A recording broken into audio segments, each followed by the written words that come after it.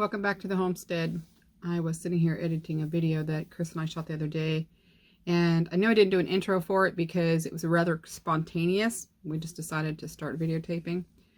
But we are, in this video, processing some ground meat that we are canning. A lot of people aren't familiar with canning meat in general. We do it in ground meat. We also do it in cubes, which makes a great stroganoff. Very quick and easy meals. So we just wanted to share with you our process. I will link in the description below the Ball Blue Book that I talk about, our canner that we use in this video, and the National Center for Home Preservation website, which is a great resource for canning, whether you're water bath canning, pressure canning, looking for recipes. They have a little bit of everything, but they are a great resource. So I hope you guys enjoy this, and thanks for stopping by the homestead. Talk to you later. Bye.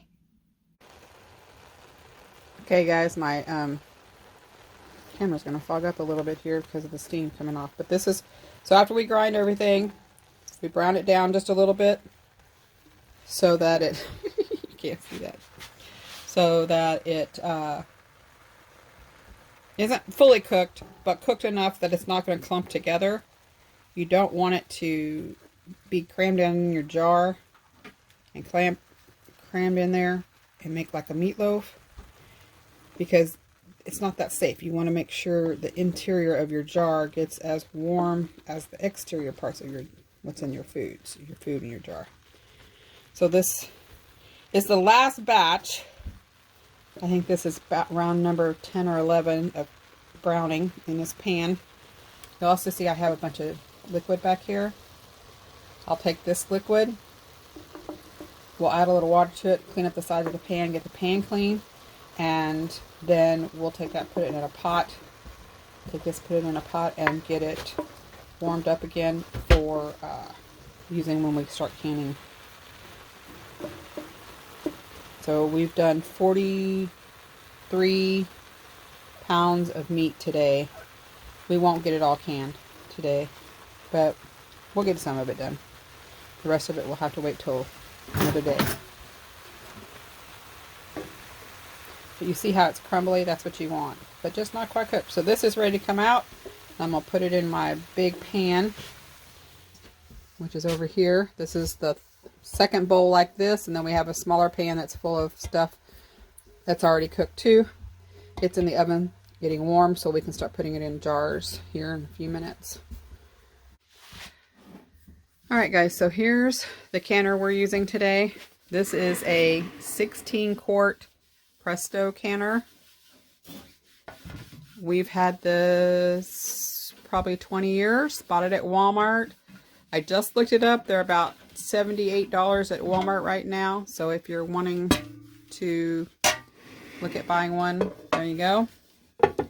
First thing I will tell you is, when I'm trying to get y'all the best lighting here, is this little book right here that came with my canner is my #1 tool as far as instructions, recipes, ideas, cook times, guidelines, all that, because this is made specifically for this canner. Every canner will come to pressure a little bit different. Some canners are weight pressured, some are valve pressured, so you really make sure that you always hang on to your book and you follow these guidelines above and beyond anything else. The second thing I would say is a Ball Blue Book is the other book you want, and then you can go from there once you get familiar with those. But still, I take this over my Ball Blue Book because it tells me how to run this specific canner. So with the canner today, we're going to be using a few things, and I just store them all down inside my canner because then I know it's always all together.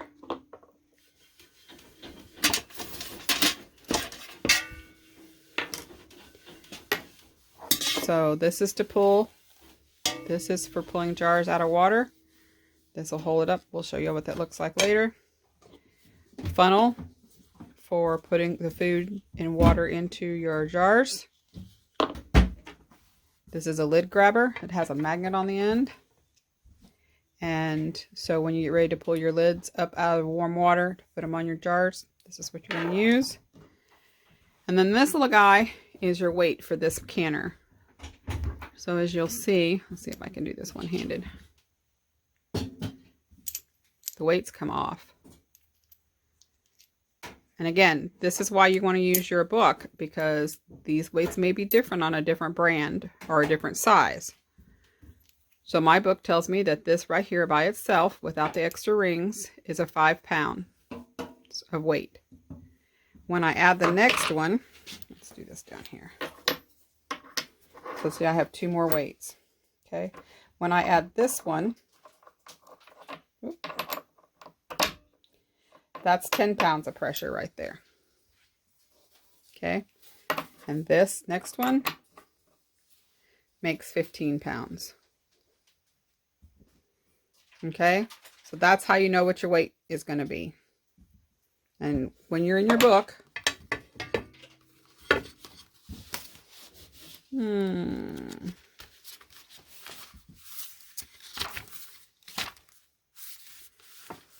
So when you're in your book, it will tell you, for our meat today, we are going to process at 10 pounds of pressure.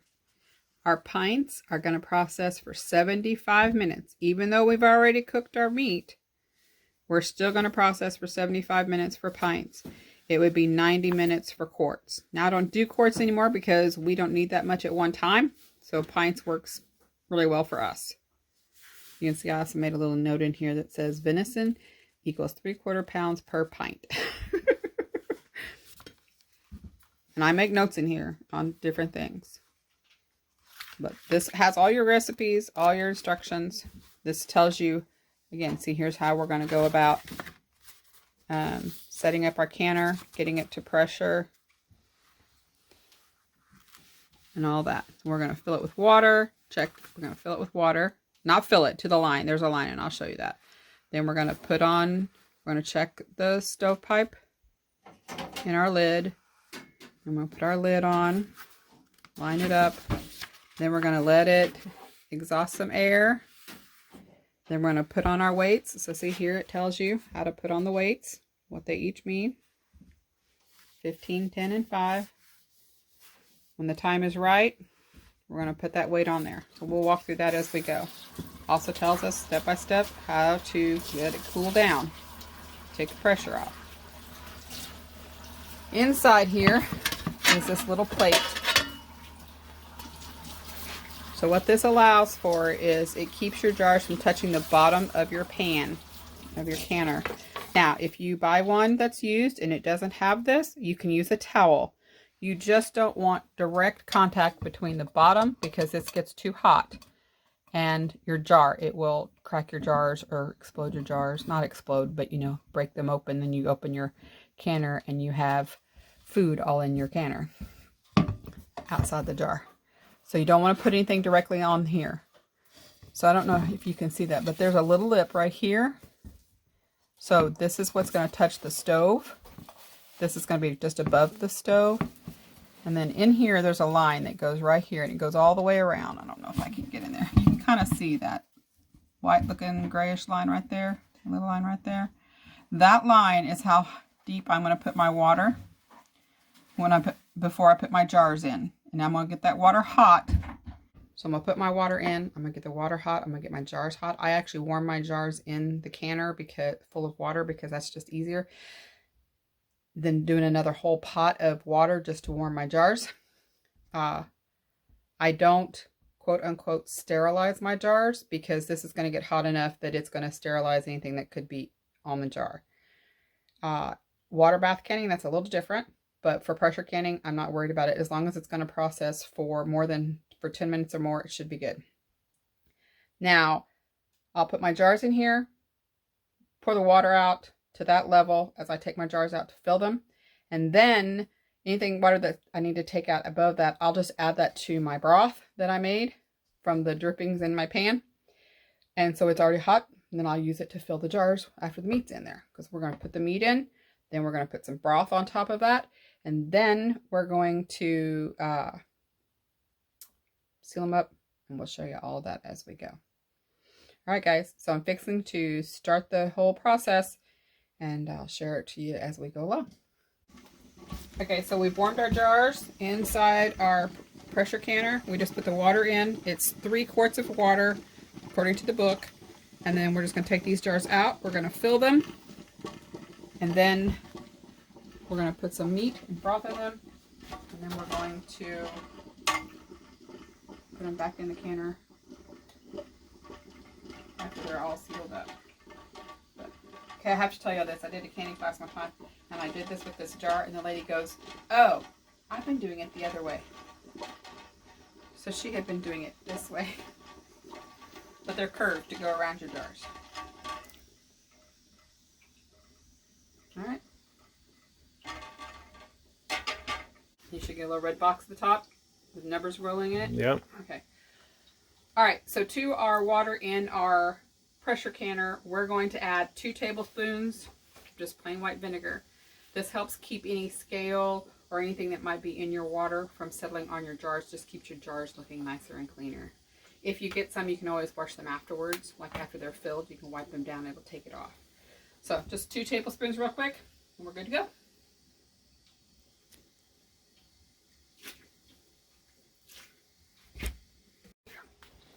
Okay, so one of the things that I do, and this is the old-fashioned way because this is the way I was taught, is you warm your lids so that this seal on the back side gets softer.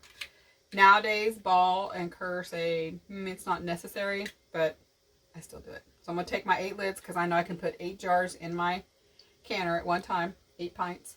So I'm going to put my lids in some water, warm them up. They don't have to boil or anything. They just need to get warm. This is where that little lid lifter is going to come in handy later.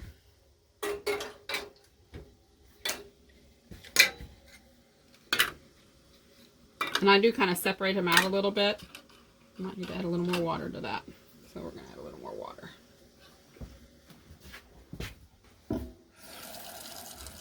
Oh, can't use that one. Okay, here's another tip. You see that one's written on? It's another reason I write on my lids, because that means this one's been used before. So somehow it got put in a box of lids that was already open. So I'm not going to use this one because you should not reuse these lids. I think this was probably in the freezer and not heated, but I'm not going to risk it.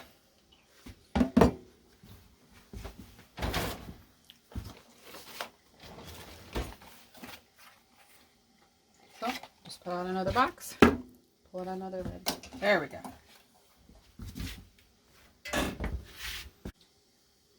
Alright guys, so now I'm going to put the meat in the jars using my funnel, spoon. I'm going to need 1 inch headspace. So on the jar, that basically means, put this down, up to this rim here. This will give you about 1 inch. There's a handy little tool you can use that Ball makes. I just don't have one. I just kind of know where that is. I can always go in and measure it if I need to. But with 1 inch headspace, we're going to come right up to this rim right here with our meat and our juice combined. Okay? So I'm just going to start filling all these with meat, and then I'll go back in and fill them all with liquid.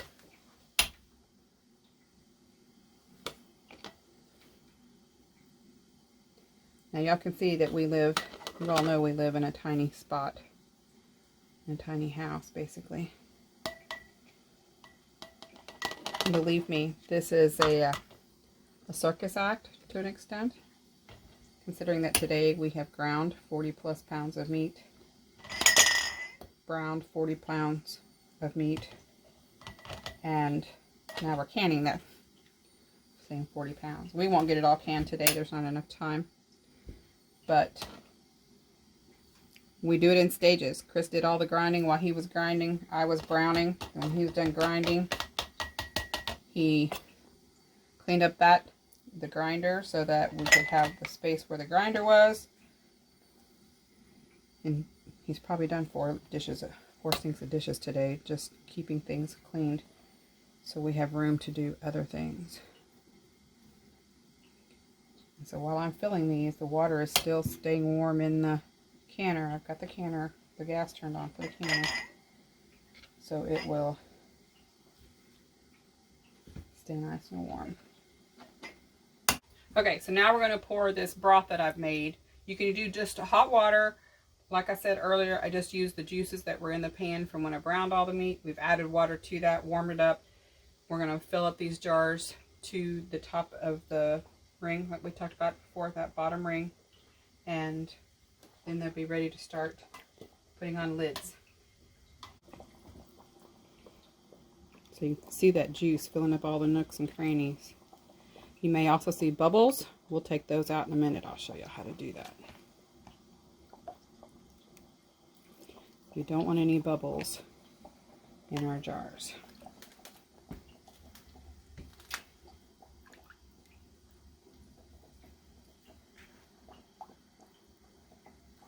Okay, so we now have our broth down in our jars. Something I want to say is make sure your jars are warm, your food is warm, and your water is warm. You don't want to put hot food in a cold jar or cold foods in a hot jar. You want them to all be warm. They don't have to be boiling hot, but they need to be warm. Okay, so we've poured our broth in. Now we're going to use, I just use a wooden skewer for shish kebabs and run it around the sides. This helps bring up any bubbles that are in there. And you'll notice sometimes you'll see them come right up to the edges. Sometimes you won't notice them so much, but this will help keep any bubbles from being in your water, because those bubbles under pressure could cause issues.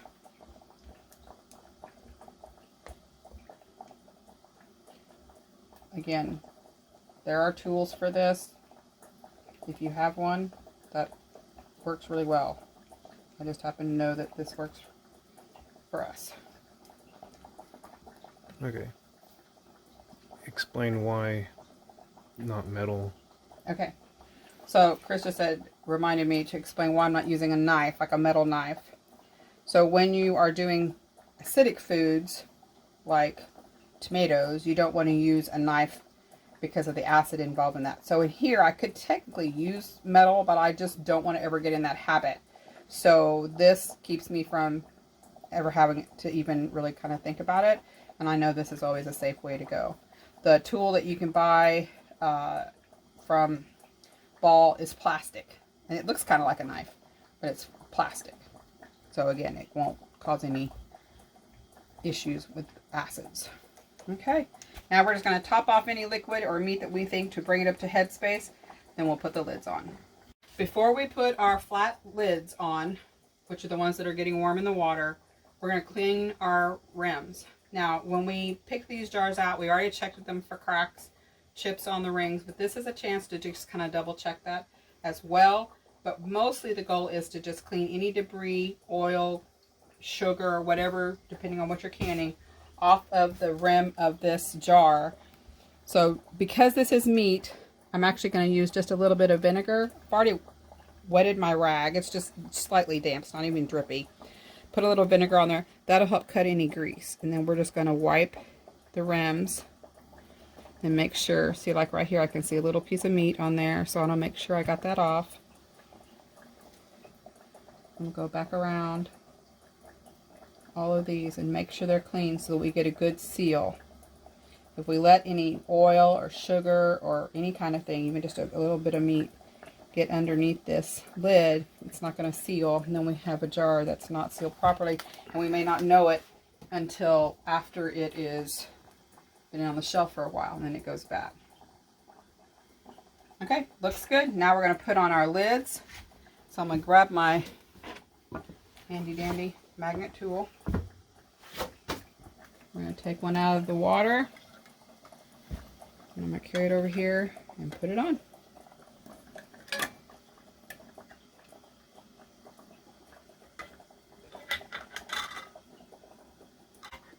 Okay, so now our lids are on.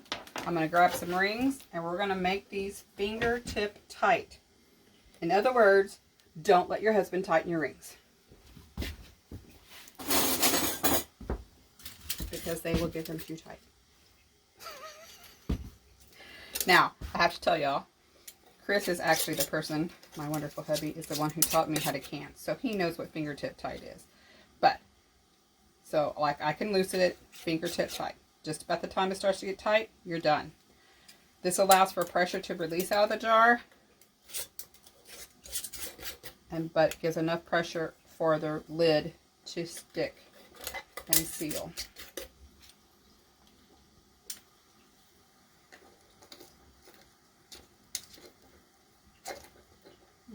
try a different lid or a different ring. I do reuse rings quite often because when we get done, we'll actually take them off. We won't store them with the lids on, with the rings on.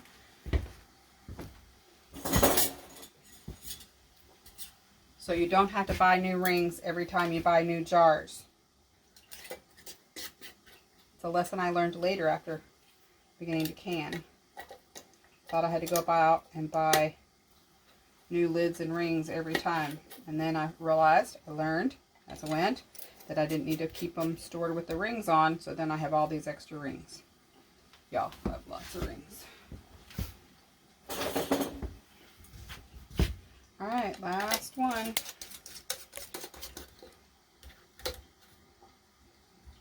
Okay. Alright, so our lids and rings are on. Now we're going to put them in our pressure canner in the water. It's somewhat close to a boil, just about boiling, but it's not a rolling boil. We're just going to fill it up.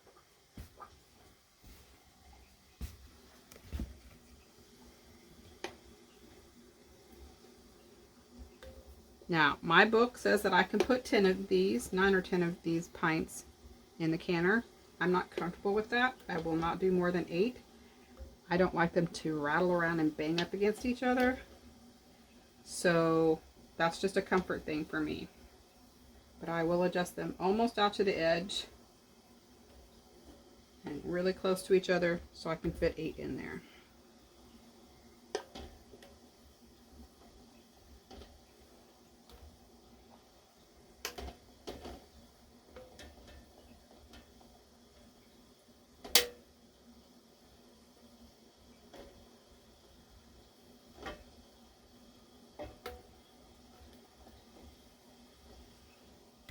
Okay, let's see if that last one will fit right down in there.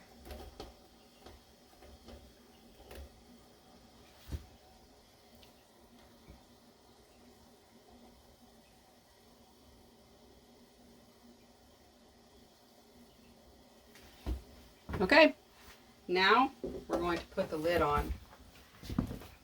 Now we talked earlier about checking the pipe, the stove pipe on this lid.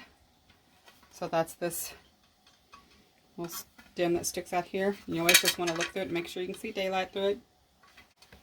I don't know if you can get that on camera. Oh, maybe not. Maybe not. Oh, there you go. You can see light through it. This just to make sure that there's not a piece of debris of food or dust or something down in there. Now my lid has a mark on here. There's a V that I line it up with the V on the handle. That's just this canner. Not all of them are the same. It fits down and over. We're going to lock it on. Now I'm going to turn the heat up just a little bit. And we're going to wait for steam to come out of this little pipe right here. And so we'll come back when it's steaming. Alright guys, you can see that steam is coming up out of our stovepipe right here. Nice. I'm trying to get this so you can really see it. You'll also notice that there's some coming out of this little vent back here as well. And there is some coming out of your little black button up here. This is totally normal. You can really hear it.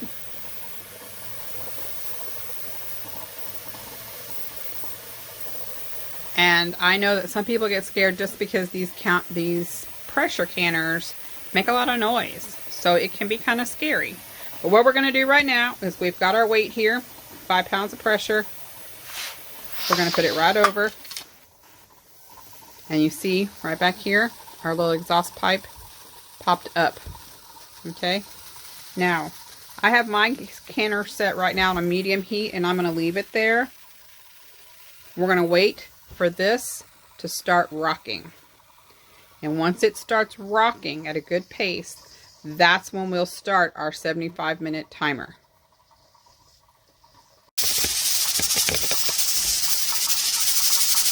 Okay guys, you hear that noise? You hear it? It's rocking. So we're going to start our timer now for 75 minutes. I'm going to turn the heat down just a little bit because it doesn't need to be rocking quite so crazy.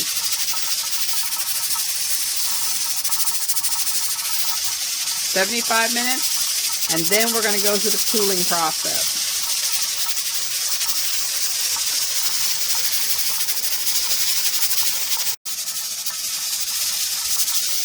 Okay guys, so now that we have done this for 75 minutes, I'm going to turn off my water or my stove, and I'm going to let the pressure come down naturally. So you can already tell that it's starting to get quieter. I feel like I'm having to yell to talk over it, because I've reduced the heat, so the pressure is going to reduce. Now, as you can see, this little button is still up, and it will stay up. When it falls down, this is quit rocking, and there's no steam coming out. We're going to take this guy off and let it sit for an additional 10 minutes. So this is going to take a little while. This is a longer process. So, oh, it's so quiet in here now. Listen to it. We're going to wait for that to drop, this to be quiet, and then we'll be back. Okay guys, so the release valve has come down. So now I'm going to take the weight off of it and let it sit for about 10 more minutes. If you work on an electric stove, I do recommend that when you shut your fire off or your heat off, that you slide this, or gently lift, don't slide it, gently lift it up and put it on in a different burner. I don't have to do that because mine's propane or gas, so the heat grade itself doesn't retain heat. However, with an electric stove or a flat top stove, that area is going to retain heat, so you're going to want to pick your canner up very gently and move it off the heat so that it doesn't take so long to cool down. So I'm going to remove the weight. I'm going to wait 10 minutes. And while I'm doing that, I'm going to start getting everything ready for my next round. And take these out. We'll set them aside. And then I'll put the next round in. We're going to do 3 rounds today. That won't do all of the canning we need done. In fact, Chris and I were just talking. I think we're going to end up doing our 3rd round tonight in quarts. So when I make chili or, you know, something that always I end up using 2 pints for, I can use a quart and it'll be plenty. So we are going to do a round of quarts tonight just to try to get rid of some of this meat. I mean, we're having to put meat in the freezer, which we knew we were going to do. There's no way we could can all this meat today since we started with grinding it first. Now, had we ground it yesterday and browned it yesterday, I could have done 4 or 5 rounds in the canner. But this is just the way it's working because we just ground it today. So let's pull the weight off and then we'll let these finish cooling down. Okay, here we go. Ta-da! See, no steam, no pressure, nothing coming out of there. Our little vent valve here, has fallen. The other thing to remember is you don't want to quick cool this. You'll see that when people use pressure cookers, they put it under water and they quick cool it, and that's one thing, but this is a pressure canner. You can pressure cook in this, by the way, but we use it strictly for canning. The other thing to remember is that you don't want to take this lid off too soon. You definitely want it to sit here this full 10 minutes, and even longer is fine. If you're more comfortable with 20, go 20. Because if you take this lid off and there is still too much heat and pressure in here, it will pull juices out of your jars, which is called siphoning. So it will siphon liquids out of your jars. So we're just going to let it finish cooling, and then we'll be back. All right, guys. So now it's time to take the top off this canner, and I wanted y'all to see me do that. A couple of tips. The biggest one is when you open this up, don't pull the lid straight up and don't tilt it towards you. Make sure you tilt it away so the steam that's coming out of this canner goes away from your face. So I want to set you guys up so you can see it.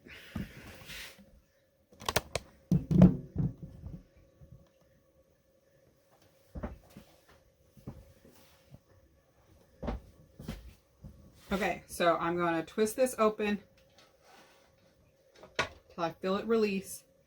Then when I pick it up, I'm going to tilt it away. You can see all that steam coming out. I don't want that coming at my face. So we're going to do that.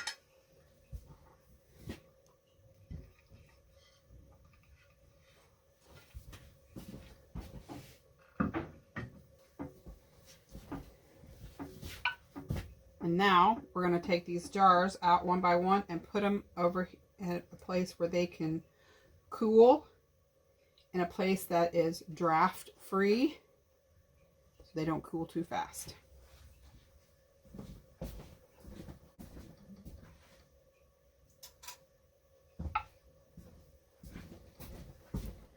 I don't know if y'all heard that, but I just had one ping.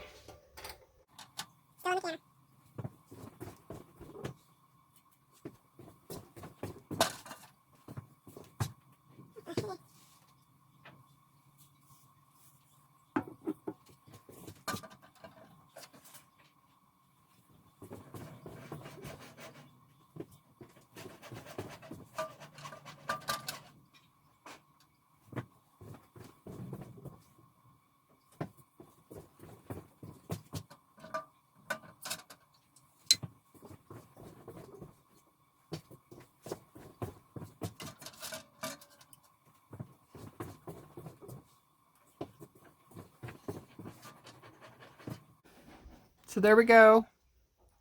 There's my jars. You can see, especially this one close up to you, it's bubbling. It's still hot and boiling. But there's space in between them. There's no draft here. And I'll let them sit here about 24 hours before I move them. When they're done in about 24 hours, I'll take the rings off and store them away. Okay, guys. So you see this line right here? This jar cracked in the canner. Now, we've been canning for over 20 years, and I've never had this happen before. So this happened to any time, to anybody. So as you can see, the jar is dry. There's no liquid left in it. And I'm actually fortunate that it didn't pull the bottom off when I pulled it out, or just come apart in the water. But it cracked all the way around. You can see that. I'm really surprised it's still together. But it was just enough to get all the juice out of there. And when I pulled it out, I thought, wow, never had one do that before. So this jar, just as it sits, I'm going to let it cool a little bit, and then I'm throwing it in the trash. All of it, the whole thing. I'm not going to try to save the meat. I'm not going to try to save the lid and the seal. Nothing. I'm going to throw the whole thing as it sits in the trash, because that is the safest thing to do. Don't know why it happened. If you listen to the video, Chris and I were talking. This is I think the last jar I put in, and there was a little noise. So I may have bumped it against the outside wall, and that was enough to do it. But there seemed to be a little pop, and I remember at the time thinking, wow, one of these lids is already starting to pop. Well, I don't think that's what it was. I think when I put this jar down in the water, it went ahead and cracked right away. But we reuse our jars. So, you know, these jars do get worn out. This could have been its 8th or 10th time to go into hot water and to be canned in. No telling. But I just wanted to show you guys what it looks like, that it can happen to anybody. Don't be afraid that this is going to happen to you, because you know what? It probably is going to happen to you at some point in time. But like I told Chris, it's the first time it's happened to us. And believe me, we've done plenty of canning. But you know, that's the way it is.